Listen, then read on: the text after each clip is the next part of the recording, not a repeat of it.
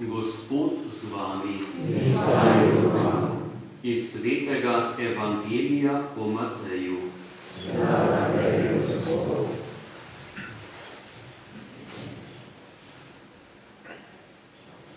Tisti čas je Jezus povedal svojim učencem tole priliko. Neki človek se odpravil na potovanje in je sklical svoje služabnike ter jim izročil svoje premoženje. Enemu je dal 5 talentov, drugemu 2, tretjemu 1, vsakemu po njegovi zmožnosti in odpotoval. Tak je prijel 5 talentov, je šel takoj z njimi trgovati in je pridobil 5 drugih. Prav tako je tisti, ki je prijel 2 pridobil 2 druga. Oni pa, ki je prijel 1, je šel, skopal jamo in skril denar svojega gospodarja. Po dolgem času je prišel gospodar teh služabnikov in napravil z njim obračun. Pristopil je tisti, ki je prijel 5 talentov, prinesel je 5 drugih in rekel: Gospodar, 5 talentov si mi izročil, glej, 5 drugih sem pridobil. Gospodar mi je rekel: prav dobri in zvesti služabnik, v malem si bil zvest, čez veliko te bom postavil. Vstopi v veselje svojega gospodarja. Nato je pristopil tisti, ki je pridobil 2 talenta in rekel: Gospodar, 2 talenta si mi izročil, glej, 2 druga sem pridobil. Gospodar mi je rekel: prav dobri in zvesti služabnik, v malem si bil zvest, čez veliko te bom postavil. Vstopi v veselje svojega gospodarja. Nazadnje je pristopil oni, ki je prijel 1 talent in rekel: Gospodar, vedel sem, da si trd človek. Žanješ, kjer nisi sejal, in zbiraš, kjer nisi raztresel. Zbal sem se in šel ter zakopal tvoj talent v zemljo. Glej, tu imaš, kar je tvojega. Gospodar mu je odgovoril: malopridni in leni služabnik, vedel si, da žanjem, kjer nisem sejal, in zbiram, kjer nisem raztresel. Zato bi moral dati moj denar menjalcem in bi ob vrnitvi jaz prejel svojo lastnino z obrestmi. Vzemite mu torej talent in ga dajte tistemu, ki jih ima 10. Kajti vsakemu, ki ima, se bo dalo in bo imel obilo. Tistemu pa, ki nima, se bo vzelo še to, kar ima. Neuporabnega služabnika pa vrzite ven v najglobljo temo, tam bo jok in škripanje zobmi. Kristusov Evangelij.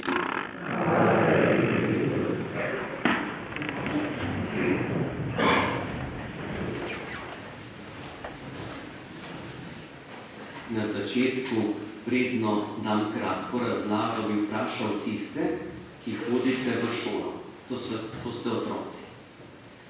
Kaj je najbolj zanesljivo, da se ne dobi slabe ocene? Ste kdaj razmišljali? Kaj bi bilo najbolj zanesljivo, da ne bi dobili slabe ocene? Kdo upa povedati? Malo je izvito vprašanje. Vam povem. Najbolj zanesljivo, da ne dobiš slabe ocene, je, da ne hodiš v šolo.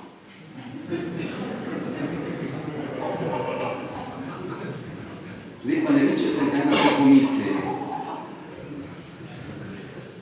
Pa vprašanje za odraslega človeka, ki ste tukaj se prepeljali tudi z avtomobili, tudi nekdo je kakšen od mladih šoferjev, sem enega takega zaparkiral. Najbolj zanesljivo, da nimate prometne nesreče.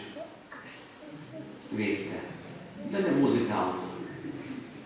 Nikoli ne boste naredili prometne nesreče z avtomobilom, če ne boste vozili avtomobila. To so stvari, ki so malo tako v šali, malo pa zares povedane, ampak nam daje razumevati današnji evangelij. Pa niso hodili v šolo, pa vozili avtomobilov. 3 ljudje so prijeli talente. To, da so dobili po svojih zmožnostih, je razumljivo 5, 2, 1.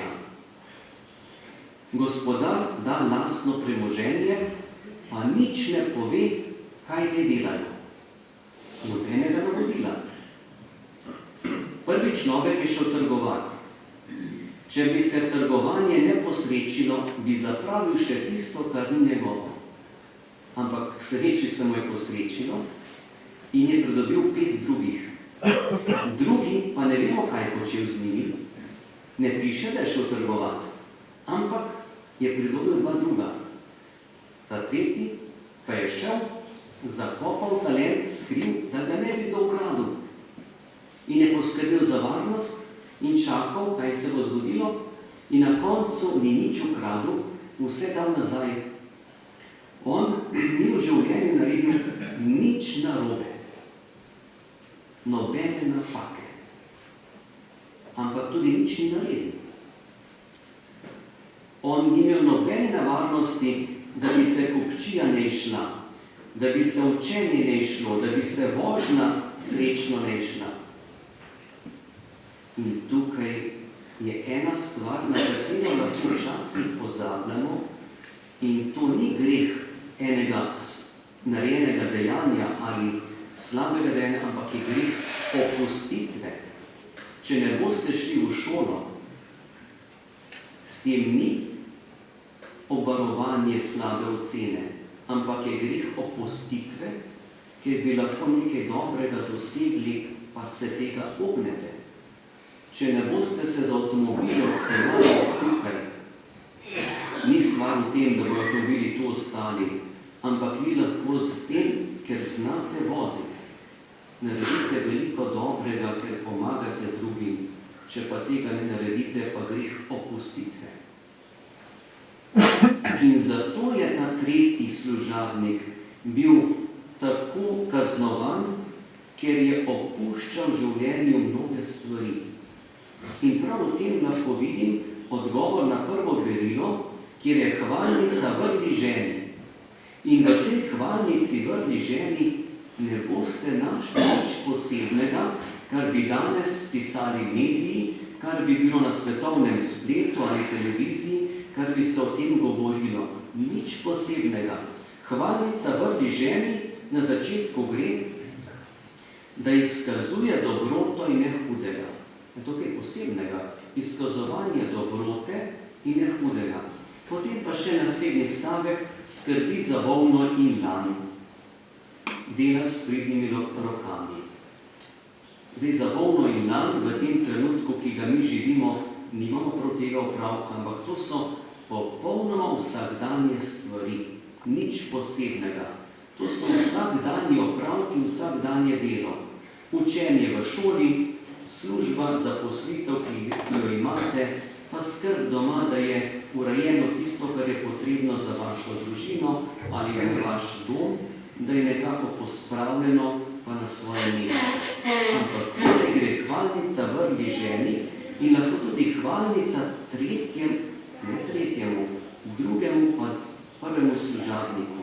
Ta 2 človeka sta delala vsakdanje proste stvari in v življenju pridobila še tisto, kar nista imela in sta to dosegla. Gotovo sta se lahko pogostokrat tudi zmotila, sprejela kakšno napačno odločitev, naredila napako, pa jo popravljala. Ampak na koncu se je nekaj pokazalo. Pri tretjem služabniku pa se nič ni pokazalo. To, kar je prejel, je vrnil nazaj. In potem razmišljam, kaj pomenijo talenti zame danes. Res, da je talent nekako utežna mera ali pa vrednost v denarju. Ampak talent, vsaj en talent, pa ima vsak izmed nas, ker se ne meri v vrednosti, ki je materialna, ampak v duhovne vrednosti. Talent je življenje. To pa imamo. Poleg življenja tukaj se ne bi zbrali, če ne bi imeli še en talent, te pa dar vere. Vera je drug talent. Potem pa je Božja beseda, ki jo slišimo ali preberemo, ki jo dobivamo. Talenti so zakramenti. Naši starši so nam en tak talent priskrbeli s svetim krstom, potem tudi s svetim obhajilom, sveto spovedjo. In ko prihajamo k sveti maši, trgujemo s temi duhovnimi talenti. In Bog varuj, da bi jih zakopavali, da bi jih skrili. In zakaj je ta človek skril talent? Kakšno je dal opravičilo, da je to naredil? Ni pokazal nase, ampak je pokazal na Gospodarja. Ti si trd človek. Ti pobiraš tam, kjer nisi raztresel. Ti žanješ tam, kjer nisi sejal. Drugi je kriv, vedno je drugi kriv. In to se lahko zgodi danes človeku, ki potem s prstom pokaže, tisti je kriv, da jaz nimam. On je kriv, da je pri meni težko. Tisti so to naredili, zato pa je tako stanje pri meni. Kako nevarno je kazanje s prstom stran od sebe in postavljati krivdo za stvari samo na drugega.